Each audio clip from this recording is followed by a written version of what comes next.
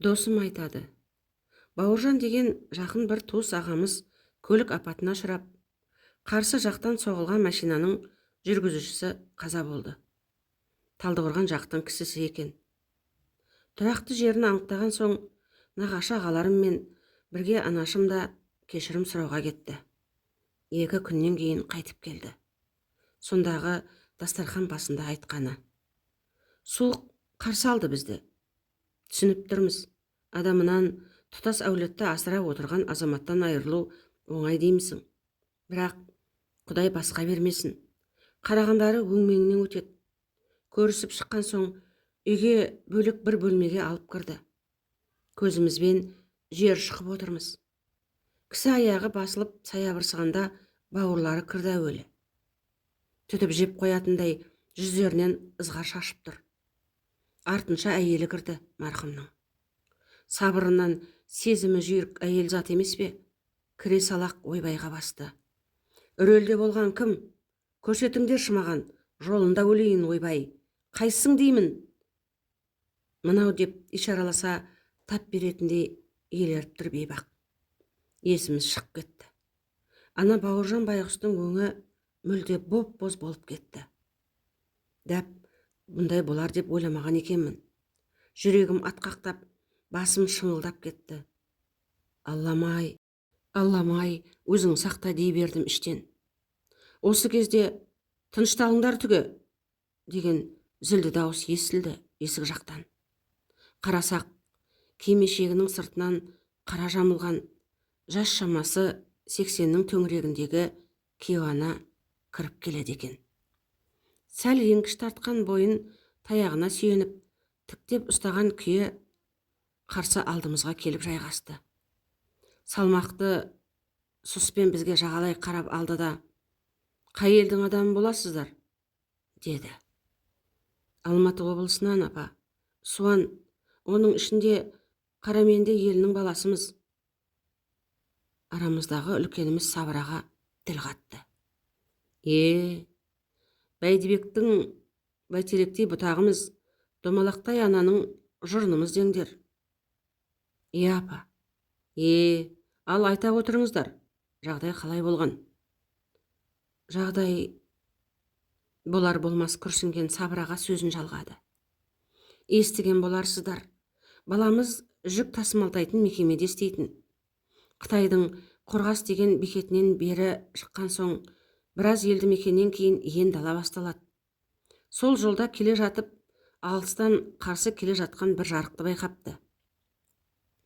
Жақындағанда зер салса, ол да жүк таситын КамАЗ екен. Содан әбден жақындағанда әлгі машина бұлт етіп қарсы жолға шығып кетіпті. Бұл дереу бейпілдетіп парын жарқылдатса да, өз жолына түсе қоймапты. Сен сонда өзі кінәлі демекшісің ғой? Әйелі баж ете қалды. Тәйтәрі, сөзді бөлме, айтарыңды сонан кейін айтарсың. Әже ызбарлана қарады. Айта беріңіз. Содан бұл өзі бір шетке қашады ғой. Бірақ ара қашықтық өте жақын болғандықтан, бұның машинасының тіркемесіне ана машина алдымен келіп ұрылыпты. Жедел жәрдем жеткенше балаларыңыздың дәмдісі таусылыпты. Тауыстық деп ашығын айтсай шей, өтірік мүләйімсімей. Әйелі қайта шапшыды. Күйік деген оңай дейсің ба? Болды. Әженің әмірлі үні қаттырақ шықты. Болды, шаптық па келін?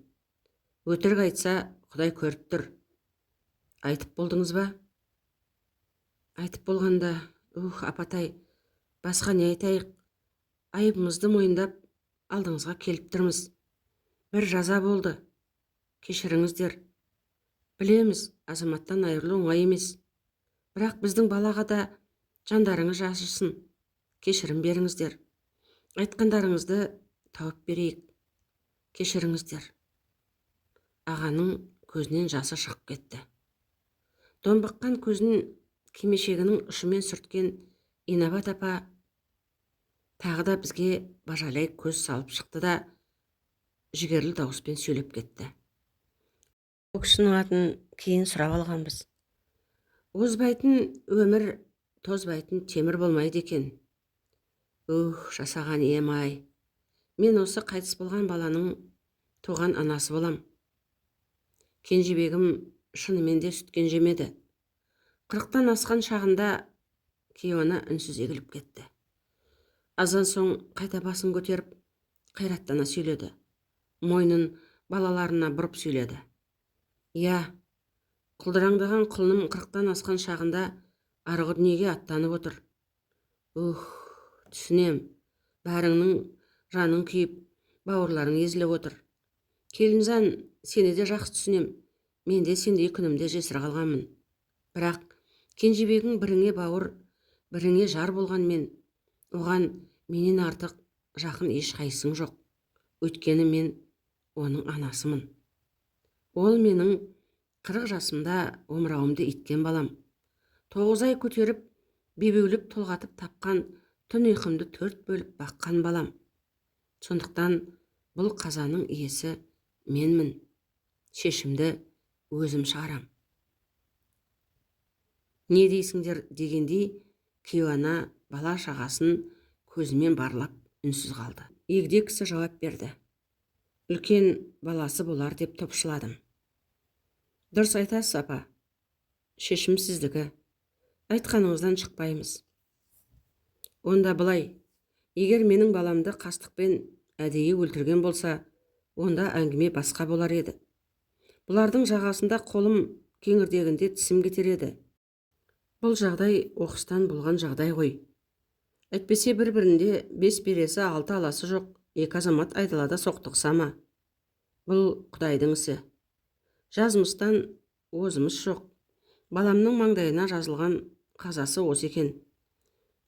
Шебер Құдай әркімнің жанын өзіндік бір себеп арқылы алады. Сағаты соққан кезде оған ешкімде қарсы тұра алмайды құлындарым.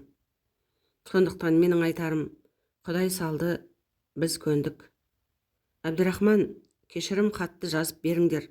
Бағанағы кісі басын изеді. Инабат апа бізге бұрылды. Ал қарғаларым, бәрің менің балаларымның құры екенсіңдер. Ештеңелеріңнің керегі жоқ. Кештім күнін құлынымның. Құдай да бізді есіркесін. Әжім торласа да жарқылы қайтпаған жанарынан төгіліп түскен жауһарын кимешегіне түйіп алғандай көрінді маған. Алдымызға келіп, қылша мойным талша деп, айыптарыңды мойындағандарыңа Алла разы болсын. Артық ауыз сөз кетсе, көңілдеріңе алмаңдар. О не дегеніңіз, апа? Сізге Алла разы болсын. Әумин балам. Айтса да бері қараңдар. Бәріміз не айтпақшы деп аңтарыла қарадық. Ата-баба салтында кірбең түскен көңілді ізін қалдырмай тазарту үшін, шексіп қалғанды бекіту үшін жегжаттық қатынас орнатуды жөн көрген. Сондықтан менің тілімді алсаңдар, өсіп тұрған ұл қыз бар шығар. Қайта бірін қыз беріп, екіншін келін алып, құда жегжат болыңдар бір-біріңмен. Иә, бұны да ойлап қойыңдар. Ал мына кісілерге дұрыстап ас суын беріңдер. Қазір келем, намазымды өтеп алайын. Соңынан айналайын апатайым-ай деп көз алмай қарап қалыппын. Ойпырмай, осы жасқа келгенше мұндай сұңғыла адамды көрмеген екенмін. Қайғысын қайратына, ашуын ақылына жеңдіре білетін, бойын билеген жан екен. Атына заты сай кісі екен. Көненің көзі асылдың сынығы деген осындай ақ болар. Баяғыда ел анасы атанған аналарымыз осы кісідей ақ болған шығар. Шіркін деп анашым көпке дейін тамсанып жүрді. Апаларымыз қандай, ә? Досымды тыңдай отырып, ақ кимешек астынан сені көрем, ақ кимешек жоғалса нені көрем деген Мұқағанның өлеңі ойыма орала берді.